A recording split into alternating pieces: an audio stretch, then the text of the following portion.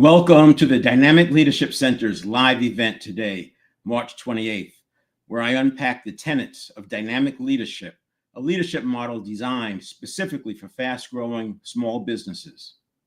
Today, I'm kicking off a four-part series on development plans, a core pillar of this approach. Development plans are not just an HR formality or a checklist for performance reviews. They're a strategic tool designed to grow and scale a small business by systematically building capability at all levels. This is the way I talk about it in dynamic leadership.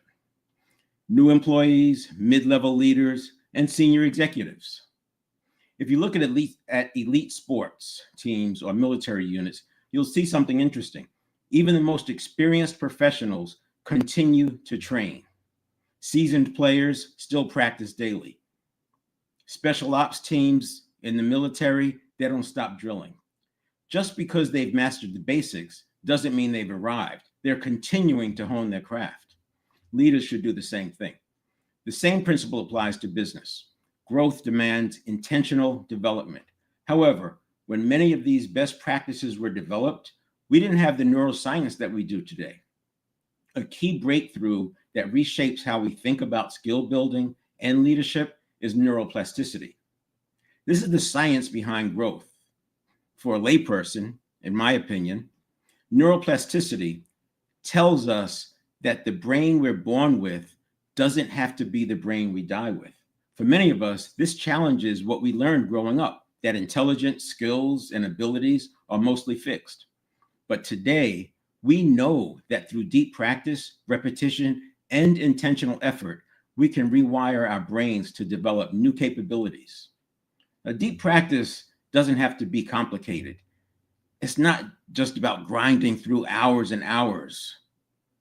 It's small, deliberate efforts consistently applied over time. They create major shifts.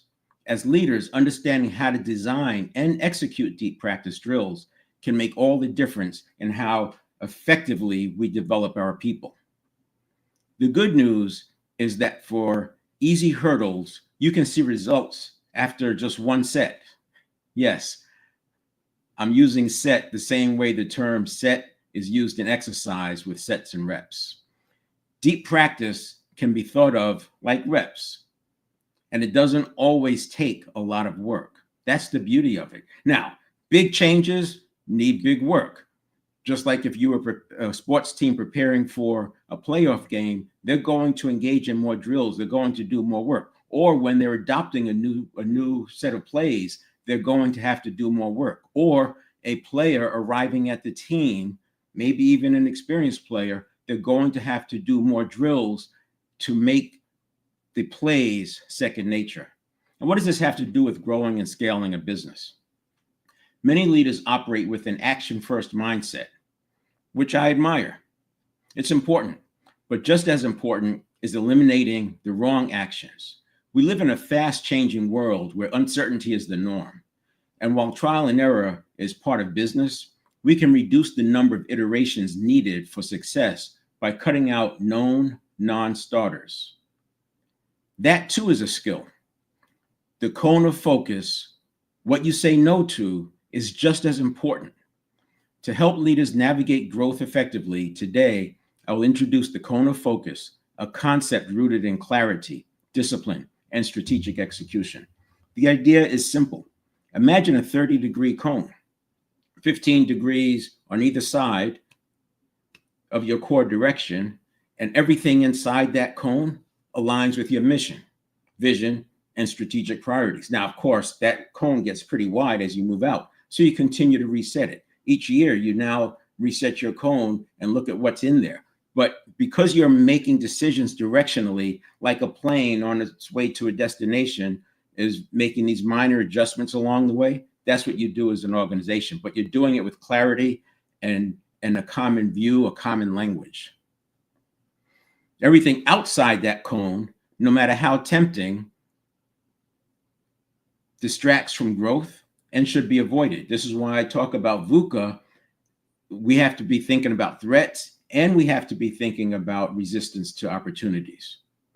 Instead of reacting to every shiny object or crisis, leaders must define what they won't do before making decisions about what they will pursue. This aligns with the principles from Great by Choice, Good to Great, and Multipliers, ensuring that growth is strategic, methodical, and leverages the full potential of the team. So there's no one size fits all. The research-backed foundations of development plans in this series will integrate research-backed principles from 4 books, Good to Great and Great by Choice, both by Jim Collins, teaching us the hedgehog concept, 20-Mile March, and Level 5 leadership, all of which reinforce long-term focus over short-term reactionary decisions. Multipliers, that's that book by Liz Wiseman, showing that the best leaders amplify the intelligence and capability of those around them rather than diminish it. The 7 Habits of Highly Effective People, Stephen Covey, providing a principle-driven framework for leadership and effectiveness. Now, each of these books aligns with what we know about neuroplasticity and leadership development, even though they were written before neuroplasticity was an everyday topic. In fact, I don't think I recall seeing neuroplasticity or neuroscience mentioned in any of those books, but it's 100% aligned in my view. The brain hasn't changed in 100,000 years, but our understanding of how to develop skills and make decisions has evolved dramatically. And that's what makes this such a great opportunity for us. It takes some of the best research that was done, and now we can marry it with the knowledge and skills to be able to adopt skills quickly and effectively, and we can have those things that have seemed out of reach to us. The most successful businesses don't get whipsawed by external forces. Instead, they stick to their 20-mile march, steady, consistent progress rather than erratic spurts of effort. That comes from Great by Choice, 20-Mile March. Embrace the Stockdale paradox, acknowledging brutal realities while maintaining confidence in the long-term success. That's from Good to Great by Jim Collins. Multiply their people's intelligence, creativity, and leadership potential instead of limiting it. That's from Multipliers, Liz Wiseman. Where do we go from here? Development plans are not one size fits all. Every company is different. They have different goals, different targets. And that's what's interesting. I talk a lot about the team metaphor versus a family metaphor, political metaphor, populist metaphor, military command and control metaphor. We talk about a team metaphor, and it's the one that works for building high-performing teams. And it gets rid of all of that noise that comes out of the political metaphors and family metaphors and those things that have a place, but they create so much distraction and so much resistance that it's not worth pursuing if you are intent on scaling and building a high-performance company. So the development plans, they are very prescriptive. And although we're using a team metaphor, it's not like there's a set of teams that are out to stop our every play that we face every week or every few days. There are no true opponents in the sense of a sporting event or a sporting team. There are opponents, obviously, and there are opponents who are trying to slow us down and they're trying to steal our secrets and make headway. But what I'm talking about is on a play-by-play basis, they don't even know your plays, let alone trying to stop them. And so the development plans, as I said, are not one size fits all. If we were looking at teams, we know that there's some foot drills that mostly all the teams are going to do. There are some hand-eye coordination drills that most of the teams do. They may not all start doing them, but they see who's winning and they look at who's winning and what they're using, and then they replicate that. These drills, you see them if you go to team practices, even race car drivers are doing drills for hand-eye coordination and speed, things to speed up their neural pathways firing, as well as getting new neural pathways to fire together. You know, the neural pathways that fire together, wire together. So they're building these connections for performance on the track because we're measuring down to milliseconds now in terms of what it takes to win. So they're prescriptive. but they're grounded in principles that leaders can apply at any stage of business growth. And that in itself is a skill, to be able to develop development plans. It used to be an HR discipline, and there's been so much outsourcing now. In my opinion, a lot of times we've lost some of the development view that HR used to have. Some they have no development at all, no development plans at all, because the HR is outsourced and that gap has not been filled. Now, over the next 4 weeks, I'll introduce frameworks and strategies to help you bridge the gap between theory and application. Whether you're using dynamic leadership or whether you just pull some things out of one of these books or I recommend or your favorite book, you can still apply this information I'm providing over the next 4 weeks relative to development plans. Today, I'll be talking about why development plans matter and how the cone of focus clarifies decision-making. Next week, we'll get into identifying skill gaps and aligning development plans with your business's needs.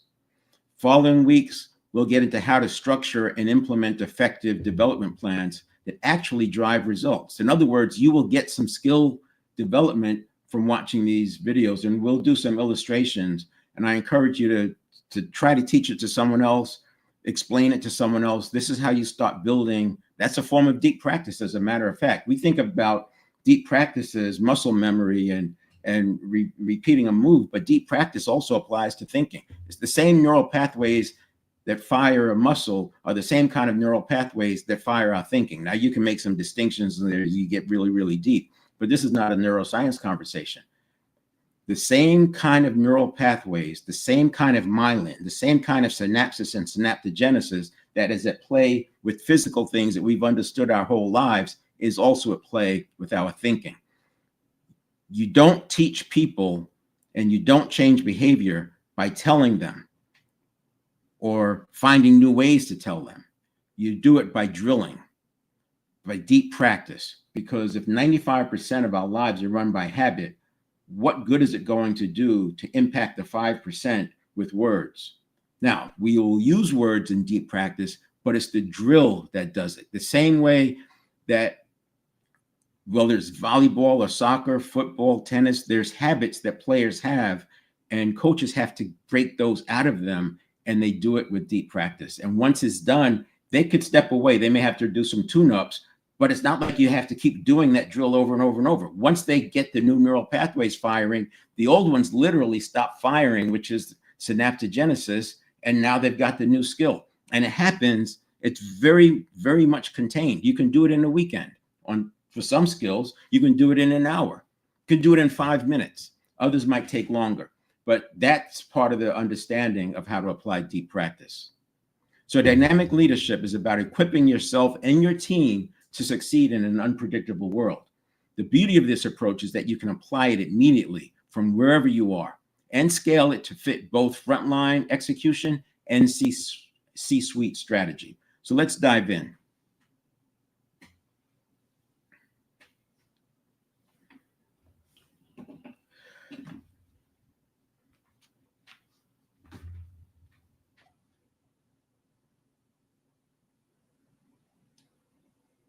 What I'm going to do first is talk about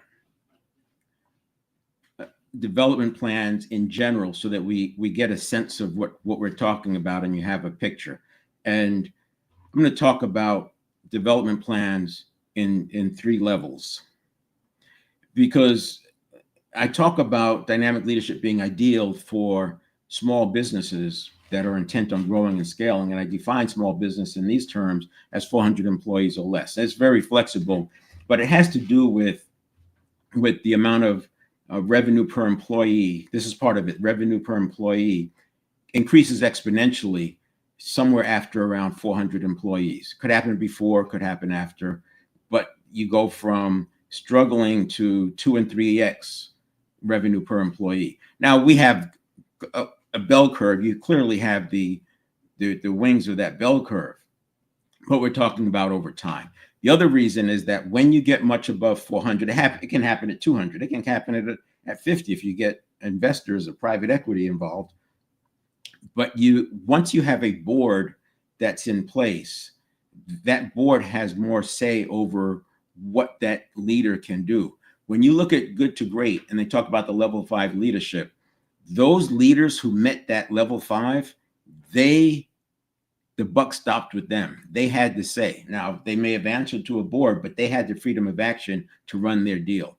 And so dynamic leadership can work for any kind of company, but the leader has to have the ability to run their deal. It's not by committee. You're running it with this one single vision, and this one person has that focus. And again, that's a skill. You know, we were brought up to think that that's a special kind of person. Well, it was conditioned, maybe conditioned from 0 to 7, maybe reinforced from 8 to 19, locked in from 20 to 27 with the prefrontal cortex and the executive functions. But we can reset our conditioning. We can learn it if you have a big enough reason, and that's a big part of it. We have to have a big enough reason. And in the context of a company, it's the vision. So we're going to get to that. But let's say that I want to just talk about a very simple example. You want to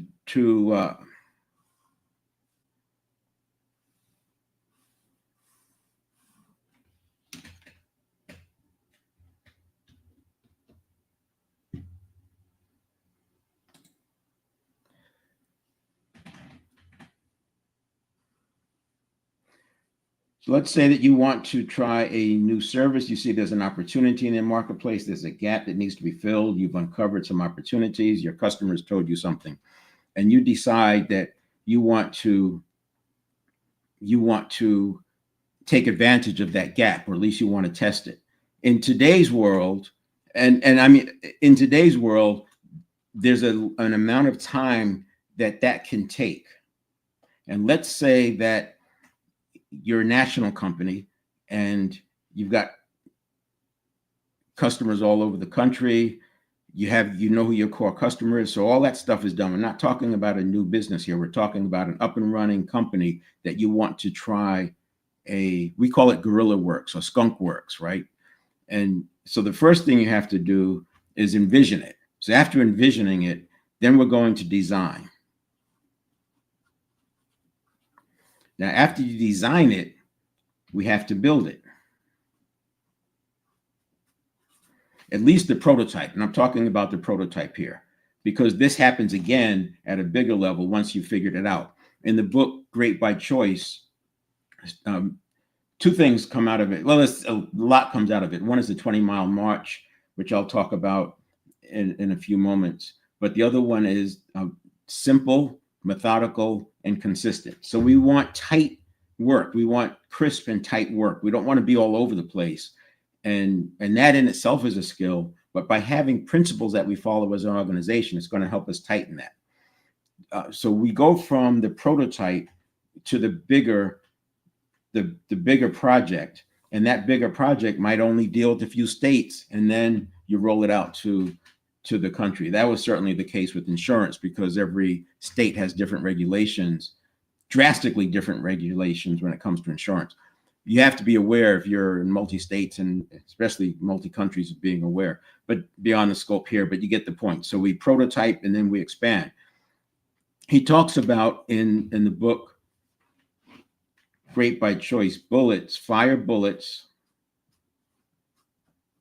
then cannons. And the idea here is that what you're doing is testing your range, your angle, your direction to hit the target. But rather than use cannonballs, which take more gunpowder, more costly, we're using bullets first and then cannons.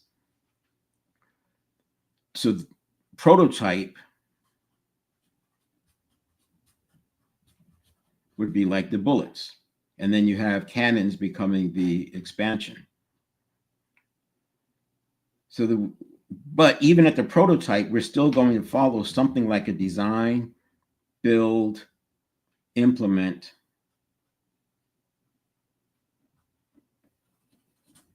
and then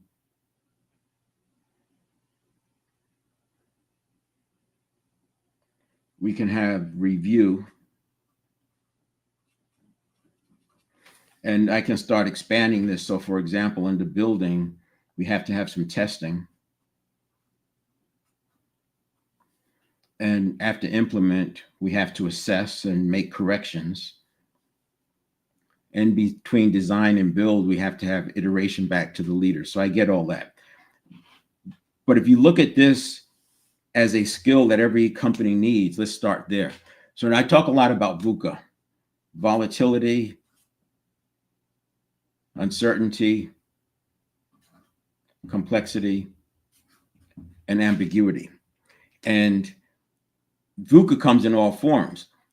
The bottom line is this can be distracting to us, but if you take a company that is going along like in good to great,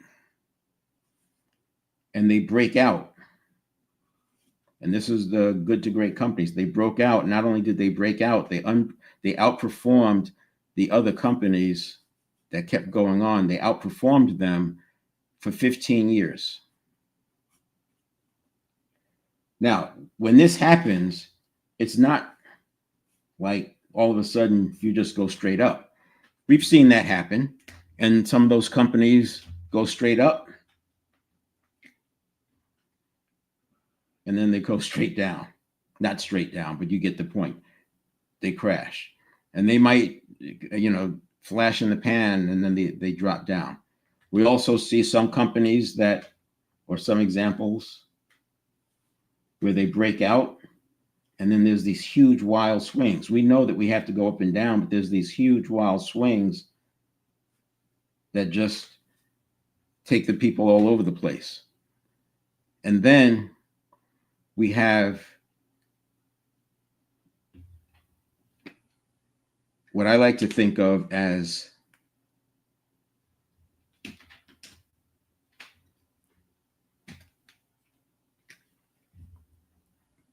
we break out, but then we're going to have an adjustment period. We're going to run it out. That's the operational period. And then we'll probably have some innovation, make a pivot, and then we have some operation time. And this gets tighter and tighter. This breakout gets tighter and tighter because what we're doing is the innovation, operations, innovation, operations. So this prototype is part of the innovating. We don't just wake up and know exactly what to do. We have an idea, and so now we're going to play it out. So what gets involved here? What do we have to do? Well, in the design, this is the innovation part, we're going to have to do some research. We're going to have to do some skunk works. And just looking around, maybe using AI, maybe using some modeling, depending on what work you do, you're going to have to figure out, is this even feasibility? So think about feasibility. Then we're going to have to start building it. Now, building it, that's going to, you need to have some kind of website or some kind of vehicle, communication vehicle.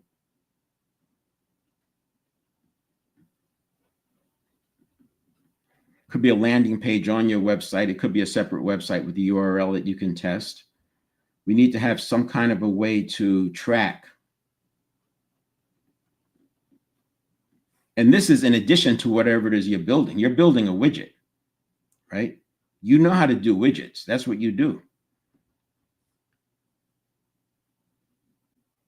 But in order to test whether or not this widget is going to work and whether or not it's worth investing in and how much of an investment is it worth considering, that widget, while it's going through this cycle, you're still having to do these other pieces, these wraparounds. And this exists no matter what you're doing, whether it's software development, whether it's vehicles, whether it's machinery. There's something that goes along in this area. And then we have the implementation, the testing and the implementation. And here's where this is design. You have to design this, the implementation. You don't just send it out there. You can, but it's not going to give you the feedback you want. We need change management.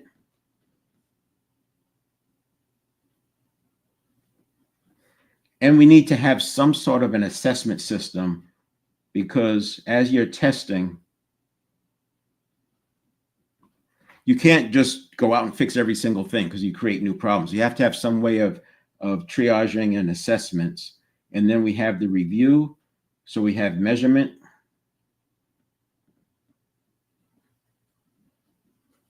You have KPIs. And you have to decide what you're not going to do and what you're going to add, right? So continuous improvement.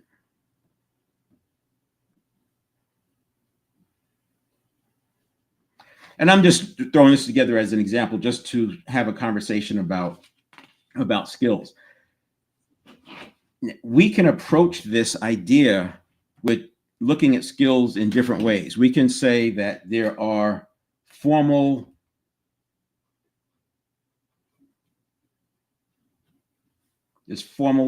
education, formal development.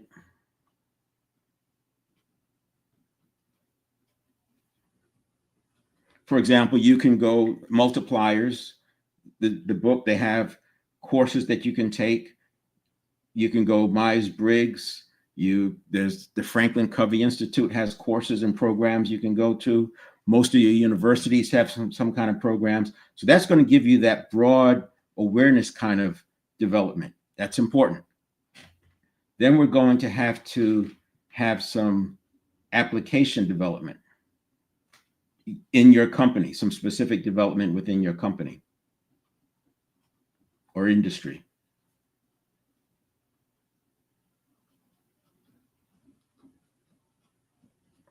This is going to be more generic. This is hit or miss. A lot of times it happens OJT, and this is an opportunity for us. I think you can outsource this. You can send people to courses, and then you know that they have the language. Even this, you can outsource specific to industry, et cetera. But then there's some internal skills. And this is where we want to focus. Because again, you can outsource these, but only you know your company. And these internal skills, how do you know that when you say, I want you to go brainstorm something, that they know exactly what you mean and they're going to do it the way that you want? So now let's look at this from another perspective.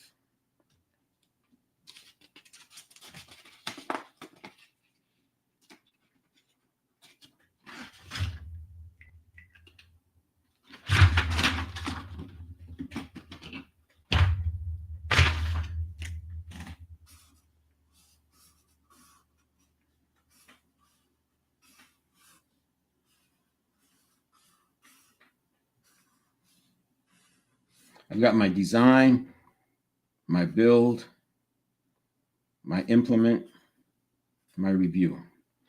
And you could spell this out different. Some people like to say design, build, test, implement, but if this skunk works, you're moving pretty quickly. In the design, in this skill,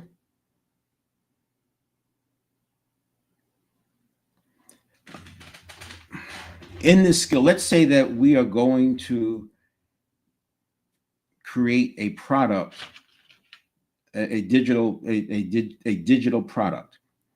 You already know what it looks like, what it's going to do, or you're going to take a product, an augmentation or a change to a product you already have. So that part is going to be fairly easy. You can do that. But what we need to do is to implement this test, we need a landing page designed. So I want to take it out of the core stuff that you know. We need a landing page design. We need ad copy. We need to understand something about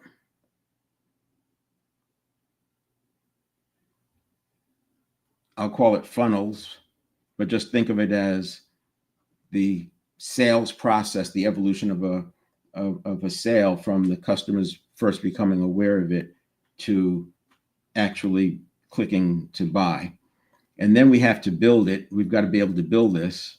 So now you have a web development involved. We need some marketing people and some advertising people, expertise. And then we have to have this web developer could be the same technology here, but there's the website of the funnel, and there's also the sales side of the funnel, because a funnel is essentially, it's a sales tool. It's an online salesperson. So you have to have some understanding of sales. And if you're not using online, we definitely need some kind of outreach, some kind of sales. And then we have to have the implementation. And then we have to have the review. And I would say under the review, this is more of a technical, right? This is a technical in that you have to be able to measure, you have to be able to assess, and those things. So to simplify this, what I wanted to get to was, you can do this the way you would normally do it, and it could take you weeks to get out the door. Each one of these skills can be drilled and taught, so multiple people on your team can do it.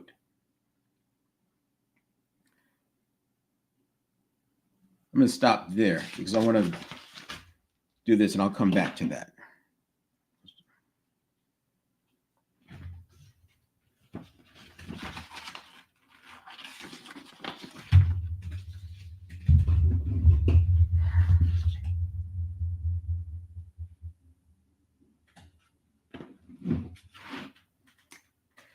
We were talking about your purpose and your vision, and this is your direction of travel. And what I said was, there's a cone of about 15 degrees on either side that we want to focus on. But for small businesses, we typically don't get involved in wanting to come up with the vision and the mission statement. That stuff doesn't lead to sales. And so we tend to put it off. And not only that, because of VUCA, it's very easy to want to wait until we have more clarity. Well, you know what? VUCA is not going down. There's going to be more and more and more. Just look at what's going on globally right now. We don't know what next year will bring. We do know that the next big thing will be bigger than the last big thing. You know, there's going to be hiccups along the way, but the next big thing will be really, really big.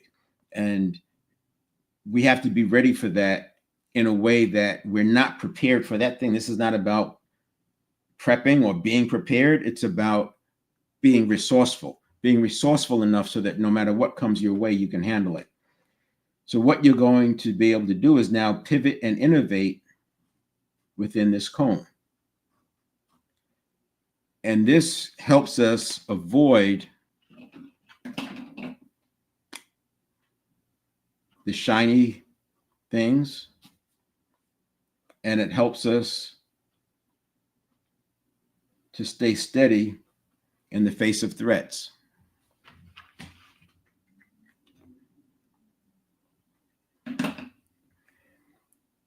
But how do you get there? If you were a large company who had a board, your board would force the conversation about a vision. They would force the conversation about mission. They would make sure you have those statements and you're communicating them. All of those things take away. And remember, we don't have, as small businesses, we don't have the revenue per employee to just throw people into a room and have them figure this stuff out.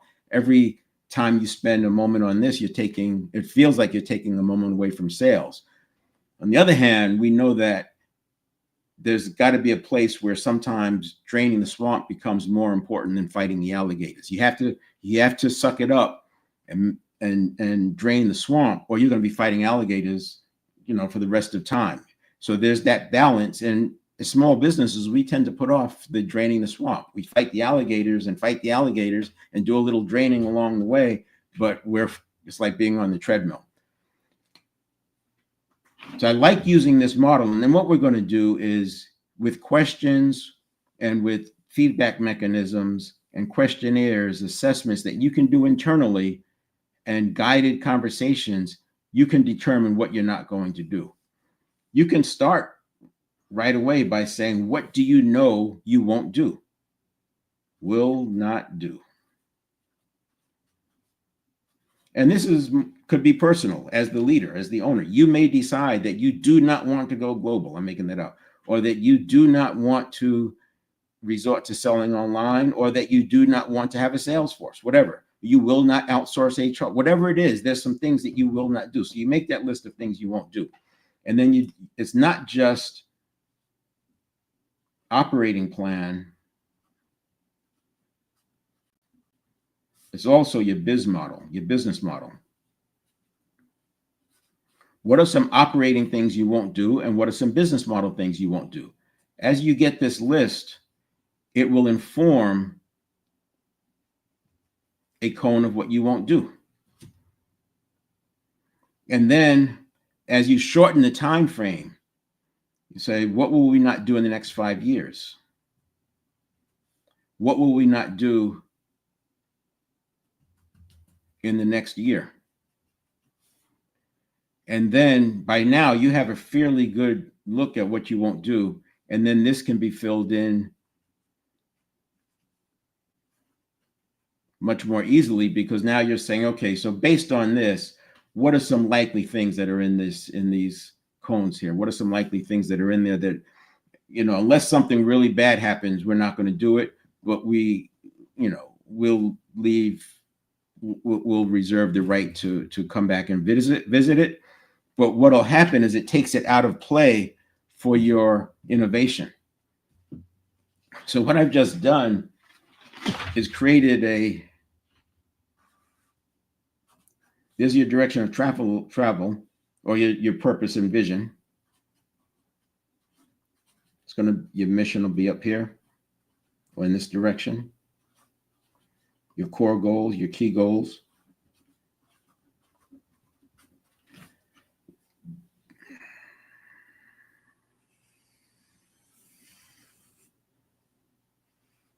So this is a clock. I didn't draw it real clean, but you get the idea. So you have 1 o'clock, 2 o'clock.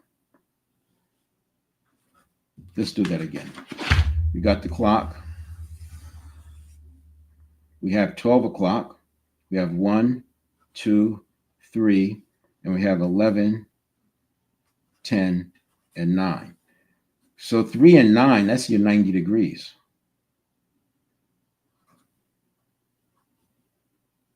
(90 degrees) from direction of travel.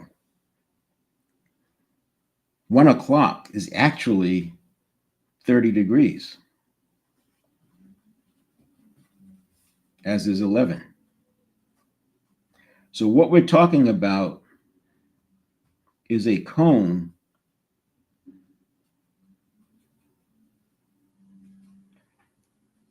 that is essentially between 12 and 1 on one side and 11 and 12 on the other. And that's your cone. And what you're going to do is figure out what's outside of it that you're not going to do. Now, when you're innovating, you're just innovating within this space. You're not trying every new thing. You're not chasing every new thing. This allows you to be the simple, methodical, and consistent. That's from Great by Choice, 20-Mile March, Great by Choice, Hedgehog Concept, Good to Great, and I'll throw in the Flywheel. So now you can apply these without looking over your shoulder what's going on. See, I would say 10 or 15 years ago, these things out here, they could turn into something, some really powerful opportunity. But now they're coming in so fast, and I'm not pointing at smack, I'm pointing at opportunities and threats. So our opportunities and threats, they are coming at us so fast that if we react and change every single time, we're never going to get anything done. So it's easier today than ever to ignore all of that and just stay consistent, because no matter what happens, you're going to be in a pretty good place. And I would also make the point about making sure you keep a strong balance sheet. I would be prioritizing a healthy, strong balance sheet, because when big things happen, there's opportunities. So you get the idea. This is how you're going to know where you can pivot. And everybody on the team should know what this looks like. Once you figure it out, I would say you figure it out with your senior leadership team. But then everybody in the organization knows what that looks like. And then it becomes easy to draft your mission and your vision, because you first started with what you won't do. So back to this. I'm going to tell you that using, and I'm not saying that ClickFunnels is the only way, but I remember having to work with a web developer. I always wanted to be able to do some of that web design myself, because at 1 o'clock in the morning, if I'm working on an idea, I want to be able to make the changes myself. And I think in your organization, or if I came up with a marketing plan, because I was selling globally motorcycle rental, and I would want to take advantage of something that was going on, and I need to get it out there pretty quick. And you've got the time zone changes. If you do something as simple as ClickFunnels, and I'm not telling you this to advocate, although I would say ClickFunnels is on its way to becoming an enterprise tool, but I'm not suggesting that you get rid of your web developer. I'm not suggesting any of that. I'm just saying you take ClickFunnels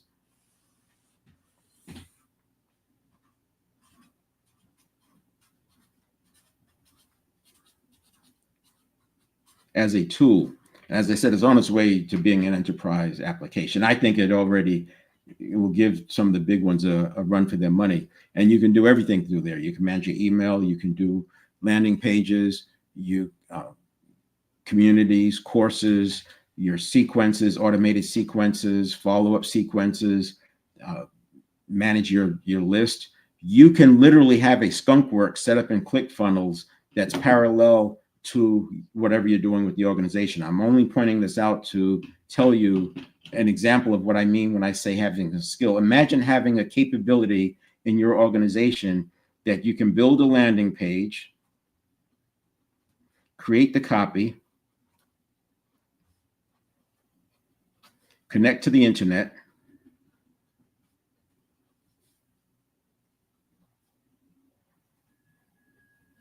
and start sending traffic to that page.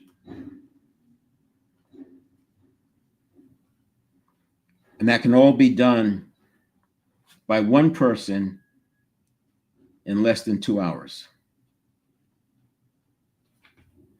And they'll get better and better, and they'll have their pictures. It gets easier and faster because they'll have the photos that they can use. They'll have their workflow set up. That can all be done in less than 2 hours. Now, they may have to work with somebody on another team who understands creating copy.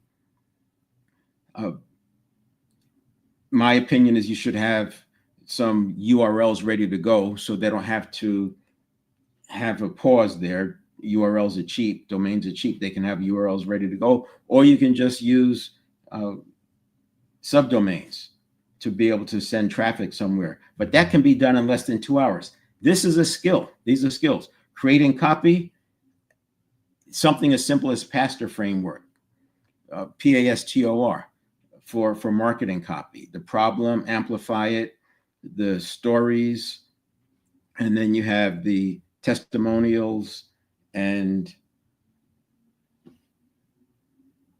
I just drew a blank on the O. Order, is it order? And then it's basically at the end of that Pastor TOR, it's the call to action section. I think the O is order. I'm gonna have to go look at that. Let's just do this real quick because I don't want to lose sight of it. It's literally, if I put in PASTOR framework,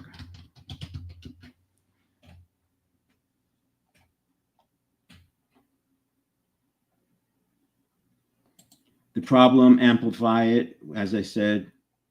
Let's see, story or solution, transformation and testimony, offer, O is the offer, and then R is the response. So that's your call to action. So Pastor Framework is something that you can learn, you can get better at testing it, A/B testing, but using that Pastor Framework becomes a skill. Now, I'm not saying that's the end-all skill. It's not going to replace your marketing agency or your advertising agency, but it's enough. It can be enough to start getting this out there. And then sending traffic, you need somebody who has some skills, some skills there. But all that can be done in less than 2 hours. As far as the building of the new widget, you don't have to necessarily build a new design. You just have to tell people it's coming. You have to let people know that you're thinking about it, and then see what kind of traffic and interest you have. So this becomes a skill that you can have as a capability at the organization level, but even an individual, if you're a solopreneur or you just have a few people, somebody in your team could be the ClickFunnels person. And then they're able to build, to design, build, implement, and review, and can get going. You can have a meeting, literally a staff meeting or meeting in the morning, and by middle of the day, this can be out there and you're getting some results to look at the following day. There's also some advertising knowledge that has to be in there, like whether you're going to use Google search or Facebook or Amazon, depending on its product or service. You get the idea. So I don't want to make the skill development plan thing some disconnected idea from what you actually do in work. This should be part of your work, the same way that athletes understand footwork. It doesn't matter what their game is or what their position is. They have to use best practices with footwork. You should have on your capabilities the ability to prototype so that you can do bullets and then cannons. We can go on and on, but I also want to talk. Let's go back here, because where I mentioned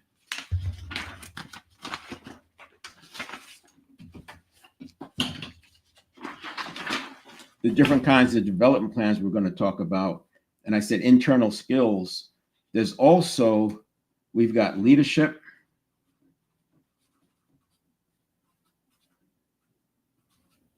sales, and project. Just as some basic ones.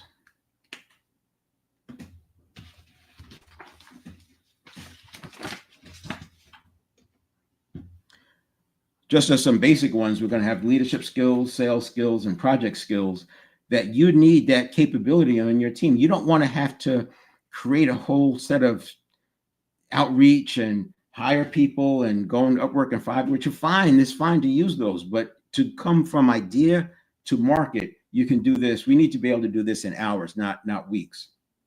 And the other thing is there should be a common language across these.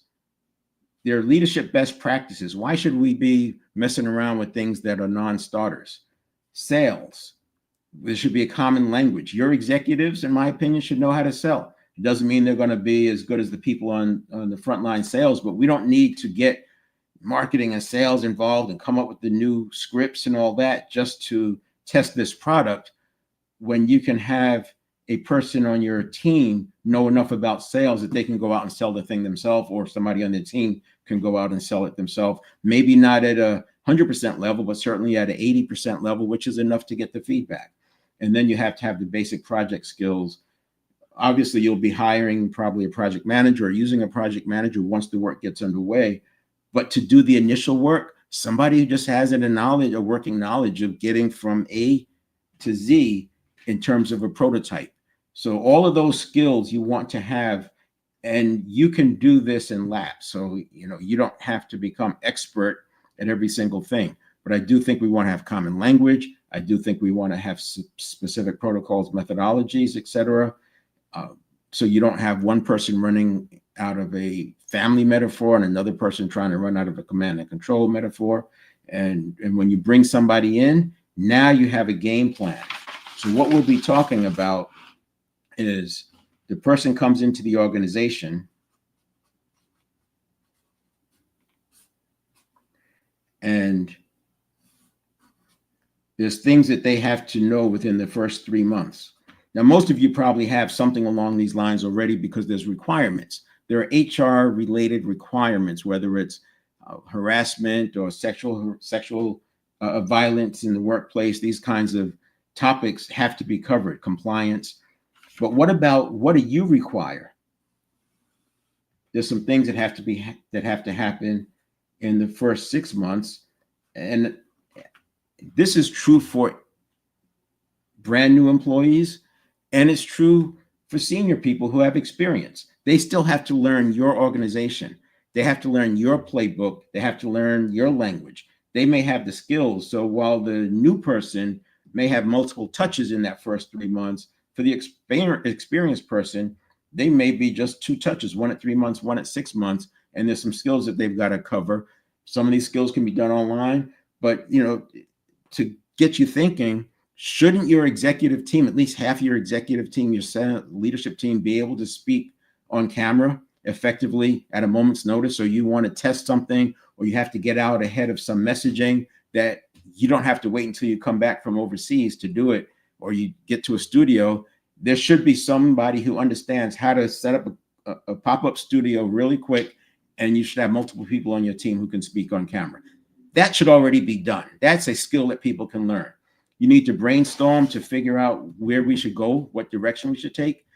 Brainstorming is a skill. Now, it's a simple one. Everybody you think knows brainstorming. People have different views of it. You want to watch them. I would want to watch to see how they brainstorm. I'm not saying there's only one way to do it, but there's an effective way, and I can tell you some ineffective ways.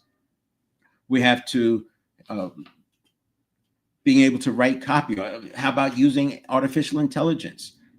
Everybody can say, I know how to use artificial intelligence, but there are effective ways to use it, and there are ways that are not so effective. And you want to make sure that the people know those effective, the best practices. And you can do each one of these as deep practice skills.